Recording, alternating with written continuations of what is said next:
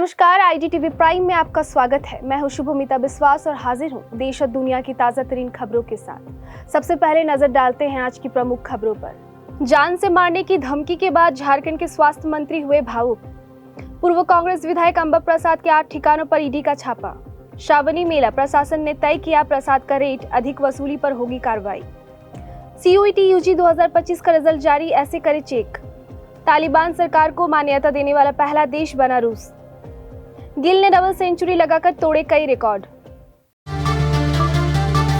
अब खबरें विस्तार से। बीते 3 जुलाई की रात मंत्री इरफान अंसारी को जान से मारने की धमकी दी गई। कॉल करने वाले शख्स ने मंत्री से कहा 24 घंटे में तुमको उड़ा देंगे। इस धमकी भरे कॉल के बाद अब मंत्री ने भावुक प्रतिक्रिया दी है, जिसमें उन्होंने अपने दुश्मनों के लिए खास बात कही। उन्होंने सोशल मीडिया प्लेटफॉर्म एक्स पर 2 पंक्तियां ही लिखी, जो बेहद ही खास है। मंत्री ने लिखा, मेरे दुश्मन ना मुझको भूल सके, वरना रखता है कौन किसको याद। इसके आगे मंत्री ने जोहार, सलाम, नमस्कार लिखा। धमकी भरे कॉल के संबंध में मंत्री ने रांची एसएसपी को जानकारी दी है। पुलिस मामले की छानबीन कर रही है। साइबर सेल भी जांच में जुटा है। मंत्री को जिस अज्ञात नंबर से कॉल आया था वह नंबर 7903928578 है।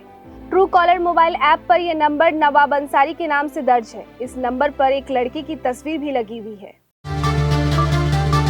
इधर मनी लॉन्ड्रिंग मामले में कांग्रेस की पूर्व विधायक अंबा प्रसाद के 8 ठिकानों पर ईडी ने फिर से छापेमारी की है। ईडी की टीम ने शुक्रवार सुबह अंबा प्रसाद के खिलाफ रांची और हजारीबाग के 8 ठिकानों पर एक साथ छापेमारी की। रांची के किशोरगंज स्थित अंबा प्रसाद के आवास सहित बड़कागांव और हजारीबाग के अन्य ठिकानों की भी जांच की जा रही है। अंबा प्रसाद के भाई के सीए के आवास और दफ्तर में भी छापेमारी की गई। ये कार्रवाई आरकेटीसी कोल ट्रांसपोर्टिंग से जुड़े मनी लॉन्ड्रिंग जांच के तहत की जा रही है। इससे पहले 18 मार्च 2024 को भी ईडी ने अंबा प्रसाद और उनके पिता योगेंद्र साहू और परिवार के अन्य सदस्यों के 17 ठिकानों पर छापेमारी की थी, जिसमें लगभग 20 लाख रुपए नकद और महत्वपूर्ण दस्तावेज जब्त किए गए थे। झारखंड के देवघर में 11 जुलाई 2025 से राजकीय श्रावणी मेला शुरू होगा, जो 9 अगस्त तक चलेगा। मेले की तैयारी में प्रशासन जुटा हुआ है। डीसी नमन प्रेष लकड़ा ने श्रद्धालुओं की सुविधा के लिए चूड़ा, इलायची, दाना और पेड़ा की कीमत और गुणवत्ता पर नियंत्रण के निर्देश जारी किए हैं। साथ ही प्रसाद के रेट भी तय कर दिए गए हैं। चेतावनी दी गई है कि तय रेट से अधिक कीमत लेने पर सख्त कार्रवाई होगी। प्रशासन ने रायपुर चूड़ा की कीमत 5000 से 5500 रुपए प्रति क्विंटल यानी लगभग 80 रुपए प्रति किलो और वर्धमान चूड़ा 4800 से 5500 रुपए प्रति क्विंटल यानी 60 रुपए प्रति किलो निर्धारित की गई है। बता दें, पेड़ा 2 प्रकार का होगा। पहला 800 ग्राम खोआ व 200 ग्राम चीनी वाला यानी 400 रुपए प्रति किलो और दूसरा 700 ग्राम खोआ व 300 ग्राम चीनी वाला यानी 360 रुपए प्रति किलो। इलायची दाना की कीमत 5500 से 6000 रुपए प्रति क्विंटल यानी 80 रुपए प्रति किलो तय की गई है। दुकानदार निर्धारित दर से अधिक वसूली नहीं कर सकेंगे। आम लोगों से अपील की गई है कि किसी भी प्रकार के नियमों का उल्लंघन हो तो वे तुरंत प्रशासन को सूचना दें। शराब घोटाले मामले में चर्चित Nexon solution technology private limited के निदेशक विनय सिंह को भूमि विवाद से जुड़े मामले में रांची स्थित SC/ST की विशेष अदालत से बड़ी राहत मिली है। कोर्ट ने उनके खिलाफ SC/ST एक्ट के तहत दर्ज मामले में पीड़क कार्रवाई पर रोक लगा दी है। विनय सिंह पर शराब घोटाले में भी गंभीर आरोप है। वे ACB की गिरफ्तारी से बचते फिर रहे। ऐसे में ये फैसला उनके लिए कानूनी राहत माना जा रहा है। हालांकि ये राहत केवल भूमि विवाद से जुड़े केस तक सीमित है। शराब घोटाले की जांच ACB द्वारा जारी है और उसमें उनकी गिरफ्तारी की संभावना बनी हुई है। वहीं बिहार से एक चौंकाने वाला खबर सामने आया है। बिहार के वाल्मीकि टाइगर रिजर्व से भटका हुआ एक तेंदुआ देर रात बहागानगर के रामगढ़ प्रखंड स्थित भैंसिया गांव में पहुंच गया, जिससे ग्रामीण में दहशत फैल गई। तेंदुए की चहलकदमी की खबर मिलते ही लोगों ने वन विभाग को सूचना दी। मौके पर चिउटाहा रेंज के वनपाल अंशु सिंह के नेतृत्व में वन कर्मियों की टीम पहुंची और खेतों में तेंदुए के पदचिन्ह बरामद किए गए। फिलहाल उसकी ट्रैकिंग जारी है। वन विभाग ने ग्रामीणों से अपील की है कि वे सतर्क रहें और खेतों की ओर अकेले ना जाएं। विभाग तेंदुए को पकड़ने के प्रयास में जुटा है और स्थिति पर लगातार नजर रखे हुए है। वन विभाग की त्वरित कार्रवाई के बावजूद इलाके में भय का माहौल बना हुआ है। अब रुख करेंगे राष्ट्रीय खबरों की ओर।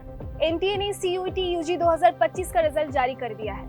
कैंडिडेट्स अपने एप्लीकेशन नंबर और पासवर्ड की मदद से अपना रिजल्ट चेक कर सकते हैं। ये एग्जाम 13 मई से 3 जून तक हुए थे। एग्जाम CBT यानी कंप्यूटर बेस्ड मोड में आयोजित किया गया था। CUET एग्जाम देश भर के अंडर ग्रेजुएट प्रोग्राम्स में एडमिशन के लिए कराया जाता है। इस रिजल्ट से देश भर की 230 से ज्यादा यूनिवर्सिटी के अंडर ग्रेजुएट कोर्सेज में दाखिला मिलेगा। अगली खबर हिमाचल प्रदेश के मंडी जिले से है। हिमाचल प्रदेश के मंडी जिले में भारी बारिश और बादल फटने से भारी तबाही मची है। 30 जून की रात से शुरू हुई इस आपदा में अब तक 16 लोगों की मौत हो चुकी है और 55 लोग लापता हैं। सराज घाटी की 38 पंचायतें बुरी तरह प्रभावित है, जहां सड़क, बिजली और संचार सुविधाएं ठप है। थुनाग में एक और शव बरामद हुआ है। एनडीआरएफ और एसडीआरएफ की टीमें बचाव कार्य में जुटी है। थुनाग के हॉर्टिकल्चर कॉलेज के 92 पशुओं और जंजिलों में फंसे 60 पर्यटकों को रेस्क्यू किया गया है। हेलीकॉप्टर से राशन किट पहुंचाई जा रही है और खच्चरों से राहत सामग्री भेजने की योजना है। मंडी जिले में 188 सड़कें और 511 ट्रांसफार्मर बंद है। चंबा और कांगड़ा में 2 और मौतें हुई। कल्लू में भूस्खलन से मनाली ले हाईवे बाधित रहा। राज्य सरकार ने केंद्र से वित्तीय सहायता मांगी और राहत शिविर स्थापित किए गए हैं।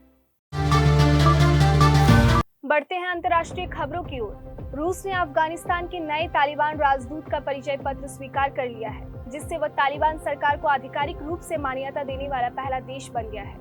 ये रूस की विदेश नीति में एक बड़ा और रणनीतिक बदलाव माना जा रहा है। मॉस्को ने तालिबान को अपने प्रतिबंधित संगठनों की सूची से ही हटा दिया है। रूसी राजदूत दिमित्री झरनोव ने अफगानिस्तान के विदेश मंत्री मालवी आमिर खान मुत्तेकी से मुलाकात कर इस फैसले की जानकारी दी। इस कदम को अंतर्राष्ट्रीय स्तर पर महत्वपूर्ण बदलाव के रूप में देखा जा रहा है, क्योंकि अब तक किसी बड़े देश ने तालिबान सरकार को आधिकारिक मान्यता नहीं दी थी। ये रूस और अफगानिस्तान के बीच कूटनीतिक संबंधों को नई दिशा देने वाला कदम माना जा रहा है। रूस के इस निर्णय के बाद अन्य देशों की प्रतिक्रिया पर भी नजर बनी हुई है। अब आपको लेकर चलते हैं मनोरंजन जगत में। अनुराग बासु ने 18 साल बाद अपनी मशहूर फिल्म लाइफ इन मेट्रो की सफलता को एक नए रूप में पेश किया है। उनकी नई फिल्म मेट्रो इन दिनों रिश्तों की नाजुक डोर और उनकी अहमियतों को बखूबी बयां करती है। ये फिल्म 4 अलग-अलग शहरों मुंबई, दिल्ली, कोलकाता और बेंगलुरु में रहने वाले 4 कपल्स की कहानियों के माध्यम से प्यार, रिश्तों, जज्बातों और व्यक्तिगत संघर्षों को दिखाती है। फिल्म का संगीत अरिजीत सिंह और पापन की आवाज में भावनात्मक दृश्यों को और भी गहराई देता है। अभिनय में नीना गुप्ता, अनुपम खेर, पंकज त्रिपाठी और कोंकणा सेन शर्मा शानदार है, जबकि सारा अली खान थोड़ी कमजोर नजर आती है। मेट्रो इन दिनों रिश्तों को नए नजरिए से समझाने का मौका देती है। खेल जगत की बात करें तो भारत इंग्लैंड के दूसरे टेस्ट के दूसरे दिन भारतीय कप्तान शुभमन गिल ने कई रिकॉर्ड तोड़े। गिल सबसे बड़ी पारी खेलने वाले भारतीय कप्तान बने हैं। गिल ने विराट कोहली के 254 रन के रिकॉर्ड को पीछे छोड़ा।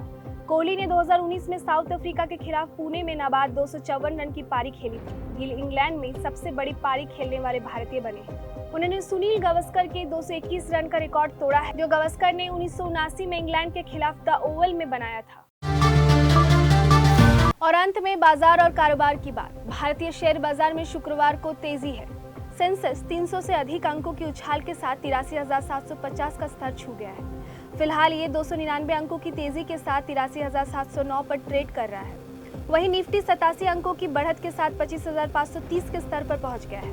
सेंसेक्स में तेजी लाने वाले प्रमुख स्टॉक्स में Mahindra and Mahindra, Asian paints, ICICI bank, Maruti और अल्ट्राटेक सीमेंट शामिल है। वहीं Bajaj finance, Kotak bank, Bajaj Finserv, trend, NTPC और एसबीआई टॉप लूजर्स की सूची में है। फिलहाल आज के लिए इतना ही। दर्शकों को कैसी लगी हमारी ये पेशकश हमें जरूर बताएं। कल फिर मिलेंगे रात 8 बजे। बने रहिए हमारे साथ, देखते रहिए IDTV इंद्रधनुष।